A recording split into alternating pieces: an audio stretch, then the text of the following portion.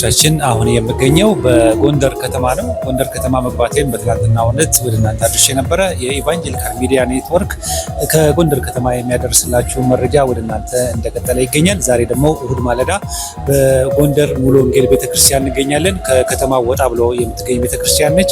እንግዲህ ወደ ሰሜን ሲገኝ እንደዚህ ትላልቅ ቤተክርስቲያኖችን ማግኘት በጣም ብርቅ ነው ማለት የወንጌላውያን እምነት ተከታዮች ማለት ነው።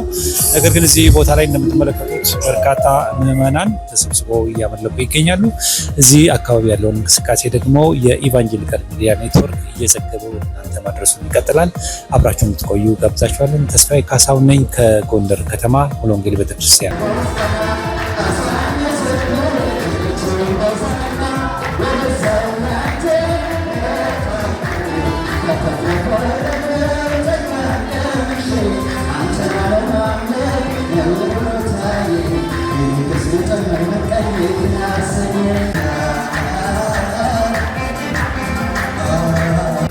በየነቸው ሰን ይባላል። በየነቸው ሰን የዚህ ቤተክርስቲያን አባል ነኝ።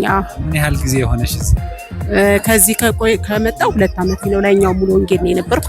ጎንደር ከተማ ነዋሪ ነሽ? የጎንደር ከተማ ነዋሪ ነኝ። ተወላጅ ነኝ። 14 ዓመት ይሆነኛል። 14 ዓመት። እስቲ የከተማው የክርስትና ሁኔታ የወንጌል ሁኔታ ምን ይመስላል? እስቲ ምን የምትነግሪኝ ነገር አለ? ያው የከተማው ሁኔታ የተረጋጋ አይደለም፣ ግን ክርስቲያኑ በጣም ቆራጥና ጽኑ ክርስቲያን ነው ያለው። ለወንጌል የቆረጠ ነው። በብዙ ሰልፍም ቢሆን ጌታን ከማምለክ ወደ ኋላ ማይል ክርስቲያን ነው ያለው።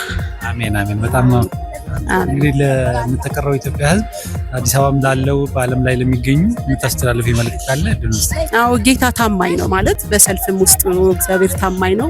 እግዚአብሔር ደግሞ ሕዝቡን አይጥልም። እንደማይጥል አይተናል። በተከበበ ከተማ የሚያስደንቅ ምሕረቱን እያየን እየቀጠል ነው። ደግሞ ገና ምድራችንን ያወርሰናል። ታምነን እየጠበቅነው ነው። ደግሞም እየሰፋ ነው። በዚህ ሁሉ ግን ወንጌል አልቆመም እና ጌታ ታማኝ ነው።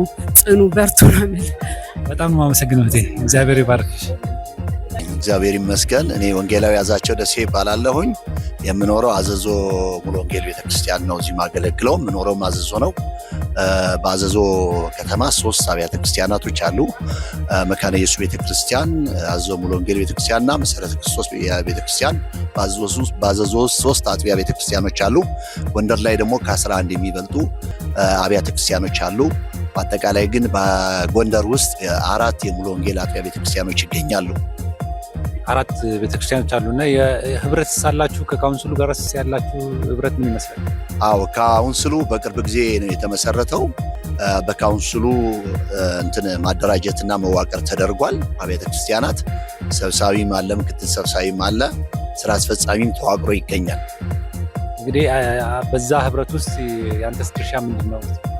እኔ አሁን በካውንስሊንጉ ሳይሆን በአዘዞ ወንጌላውያን አብያተ ክርስቲያናት ህብረት ዋና ሰብሳቢ ነኝ። በዚህ 3ቱም ቤተክርስቲያኖች ይዘን እዚህ ህብረት እናደርጋለን። ጾም ጸሎት እናደርጋለን። አንድነት ህብረት አለን። የወንጌልን ስራ ደግሞ እንሰራለን። እንግዲህ በዚህ በጎንደር አካባቢ ያለው የክርስትና ሁኔታ የወንጌል ሁኔታ የወንጌል ስርጭትስ ምን ይመስላል? ምንድነው ተግዳሮታችሁ?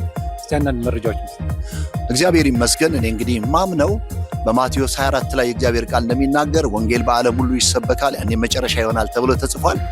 የሰው ሁሉ ልብ የተዘጋጀ ነው። ግን ቤተክርስቲያን አሁን ባለችበት ቁመናና ሁኔታ ብዙ ወንጌል አይሰበክም ማለት ይቻላል። ያው ፍርሃት አለ፣ መንፈሳዊ ድካም አለ። በዚህ ምክንያት ብዙ ወንጌል አይሰብኩም። ግን እግዚአብሔር ቅሪት ስላለው ወንጌልን የሚሰብኩ ሰዎች ደግሞ አሉ። ለምሳሌ እኔ አንድ ሰው ለኢየሱስ በአንድ ቀን ሳልመሰክር ላለመዋል ብዙ ጊዜ ጥራለሁኝ። ደግሞ ጌታ ያሳካልኛል። ምንም ፍርሃት የለኝም። በጌታ ድፍረት ያለ ፍርሃትና ያለ እፍረት ወንጌል መሰክራለሁ። ደረቴን ነፍቶ ኢየሱስ ስለሚያስኬደኝ ሁሌ ወንጌልን መናገር ደስ ይለኛል። በእግዚአብሔር ሕልውና ውስጥ ነው ሁሌ የምንቀሳቀሰው። እሺ እንግዲህ ያው ዝናብም ስለመጣ ብዙ ቆይታ እናደርግም። ግን ምናልባት በጣም ለህዝቡ ለተቀረው ለሚሰማ መልእክት አለኝ ካልክ ዝናቡ ሳይዘንብ አሁን የምናገረው ዘመኑ የወንጌል ዘመን ነውና ወንጌልም ስለሚሰራ ለወንጌል ተነሱ፣ ወንጌልን መስክሩ፣ ኢየሱስ ይመጣል የሚል መልእክት አለኝ። አመሰግናለሁ። እኔም አመሰግናለሁ። እንግዲህ ተመልካቾቻችን እዚህ ጎንደር አዘዞ ሙሉ ወንጌል ያለን ቆይታችን በዚህ ይጠናቀቃል። በቀጣይ ደግሞ ወደ ከተማ ሄደን ከጎንደር እናስተላልፍላችሁ ፕሮግራም ይኖራል። አብራችሁን ቆዩ። ይህ ኢቫንጀሊካል ሚዲያ ኔትወርክ ነው።